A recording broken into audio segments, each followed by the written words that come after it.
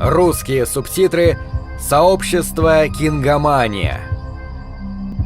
Imagine this, having the power to rewrite history. That's the premise of Hulu's new buzzed-about miniseries 11/22/63. And our girl Jill Martin met up with the hot Hollywood team behind the series. Hey, Jill. Hello. Hi. It was a Hollywood team, Yes. to say the least. Based on a best-selling Stephen King novel, the story follows a high school teacher who travels through time to stop the assassination of JFK.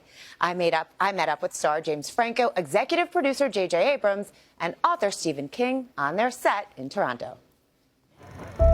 Many Americans can tell you exactly where they were the day President John F. Kennedy was killed.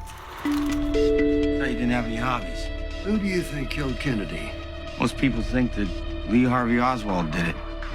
Now a new series from Hulu, 11/22/63, explores the intriguing premise. What if one man had the power to change the past, stop an assassination, and alter the course of American history?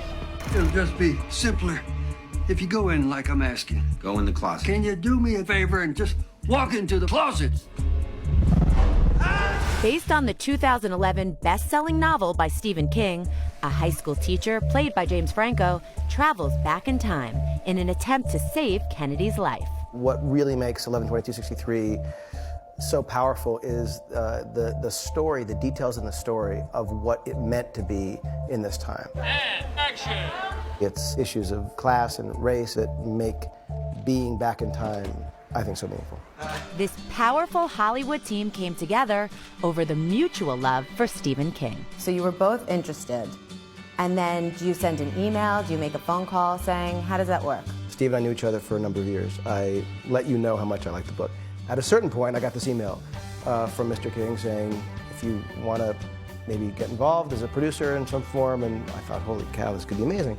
And now we're sitting in the principal's office with you, talking about it. This character is, a teacher. I'm a teacher, decent guy, I think. I like to think of myself that way. So sometimes there's a role where you just start to say, like, I just need to be as honest as possible. And I think this is one of them. I walked into the principal's office today, which is a place I'm familiar with. When you were younger, is this sort of a environment you know about? I spent some time in the principal's office when I was in high school. Well, what did you do? I actually wrote a newspaper that called the teachers by various profane names, and it fell into the wrong hands, and I was called to apologize to certain old teachers.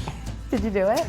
I did, because I didn't want to get suspended. If you had a rabbit hole in your life and you could go back to a time period, have you visualized something you'd go back to and want to change? At one point in my life, I'd say, yeah, I would go back and not do that movie. Now, in hindsight, years and years later, I realized, well, actually, that was great, because my life changed because of that. Not to give away the ending, but you published an alternate ending on the internet. Are we going to be surprised by the ending of this series? Well, I could tell you that, but then I would have to kill everybody in this room. No, I'm not going to answer that question.